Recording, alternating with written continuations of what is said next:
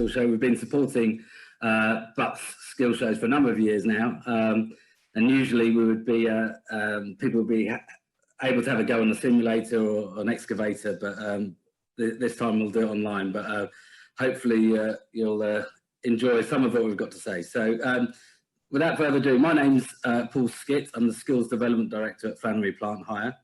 And I just wanted to give a bit of an overview about the plant sector, but also careers in construction. So if you go to the next slide, please, Max. So where did it all start for Flannery? So 1972, Patrick Flannery Sr.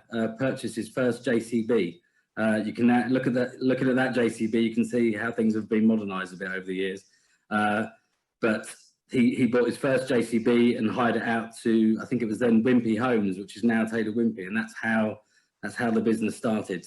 So it's now transformed into a nationwide, very large plant hire company. So if you go to the next slide, please, Max, I'll give a bit of a company overview. You can now see that we, Flannery, now have 3,500 machines nationwide. We take on 30 apprentices a year, predominantly in plant operations, but in plant mechanics as well, and I'll talk about that in a bit. I'll just point you to 1.8 years, the average age of our fleet. The national average is just under 4 years. So actually, the modernity behind the fleets now are quite incredible. About 30% of our fleet is either low emission or hybrid.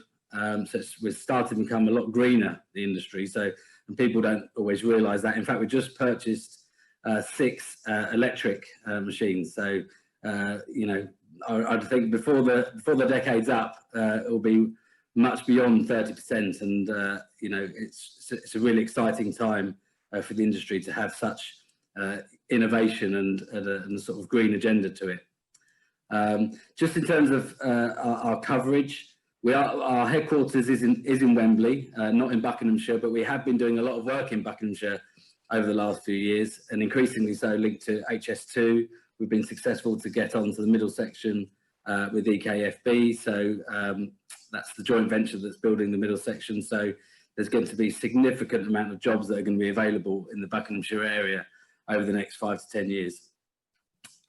Next slide, please. So this is just, as I say, we take on 30 apprentices a year, so this is just a snapshot, but I'll just point you to the top 2 apprentices. That's Danielle Taylor and Avetta. They recently just won Apprentice of the Year in the plant industry. So Danielle Taylor has become the Apprentice Plant Operator of the Year. And before she became a plant operator, she was in finance industry for 10 years and in banking, but decided to leave that behind and get into the plant world.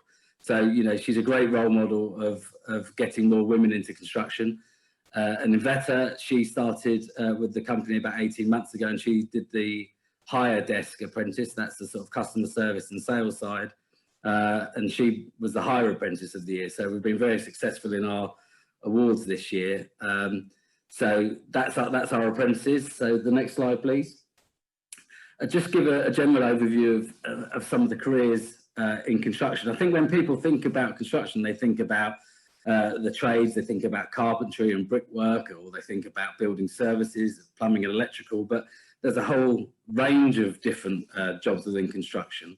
So you've obviously got plant operator there in the middle, but you've got surveyors, you've got BIM managers, so building information modelling managers, which is the new technology in construction. You've got architects, you've got civil engineers, quantity surveyors. And I think the thing is with construction, particularly in this sort of COVID world, is construction still very much open for business and is growing. And actually, most of these jobs I've outlined here, there's significant shortages in these jobs. So there's really long-term sustainable opportunities over the next 5, 10, 15 years in a lot of these areas. And actually now there's apprenticeship programs in most of these areas as well. So, you know, do look out. There's some links later on in the slides just to sort of point you in the right direction. But I think there's now good coverage in most construction careers. So next slide, please. And well, just to talk about money for a bit, average salaries per sector. This is something I think the CITB commissioned at the back end of last year. But I just wanted to bring to your attention that construction is 7th in the rankings in terms of average salaries per sector. So it's 43,000, just under 44,000. So quite often people don't realise that the salaries that can be commanded within the construction industry. And actually, just on the plant side, you know, a plant operator that is, you know, skilled and experienced can be earning around £50,000 a year. So actually above the average. So some of the salaries that you'll find within the construction sector are moving in the right direction because there is a significant shortage. So I just thought people would be interested in that. Okay, next slide. So when you're thinking about approaching an employer for an apprenticeship, this is just sort of general advice and guidance around how we in the construction sector and how in the plant sector would expect potential applicants to what they would expect them to do.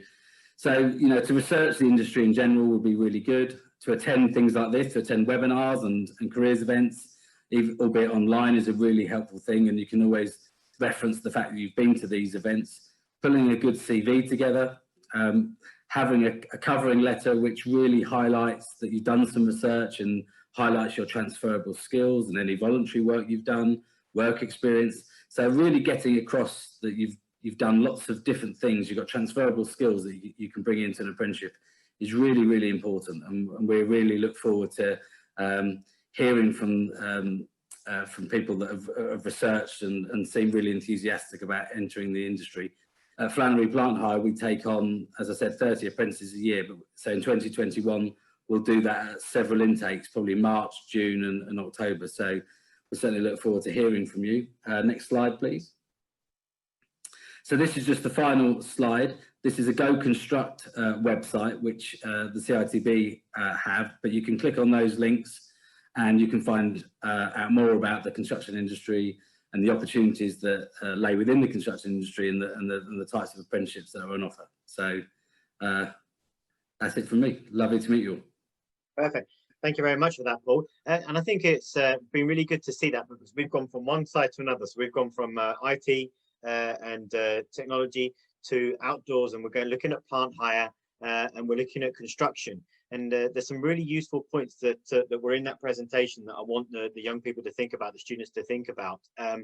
Construction is way more than just bricklaying. There is a lot that goes behind it. There's a lot of technical stuff that will go behind it. And some of these technical skills that you're going to find in some of the other sectors that we're about to look at as well, and similar to David's sector too. But also the advice that was given about apprenticeships. This advice here that I've just gone back to the slide on, this can be used for any apprenticeship, not just within construction. And it's some really good advice there to research the industries that you're interested in. And especially if you're looking to stay in your area, which we're exploring here, we're exploring the Bucks area. All of this is about doing your research, making sure you find out what is available and spend the time to do the research and the prep work, okay? And you will find better what is suited to you. There's advice there about getting your CV together, searching the web, newspapers. Again, it's all about research. So that this advice here is really useful. So Paul, thanks for bringing that in. And it's not just for construction, it's for any industry, especially those that we're talking about tonight. Thank you for that. And remember, if we've got questions, we can go through them. Bear with me a second. I think we may have a question.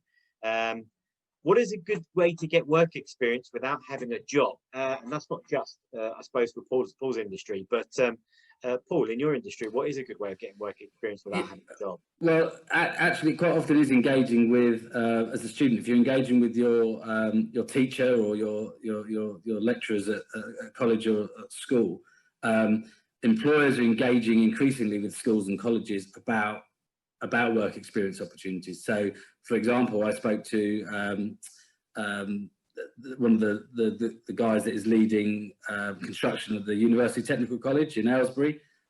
We were talking about work experience opportunities for his students. And in fact, last year, one of the UTC students did come to Flannery Plant Hire for 6 weeks and did some work experience.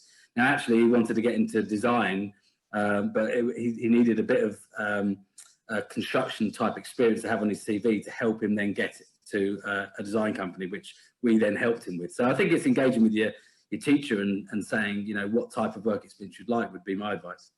Perfect. That's good advice, and I think that advice is valuable for anything about work experience. It's about getting in touch with companies and looking at maybe industry standards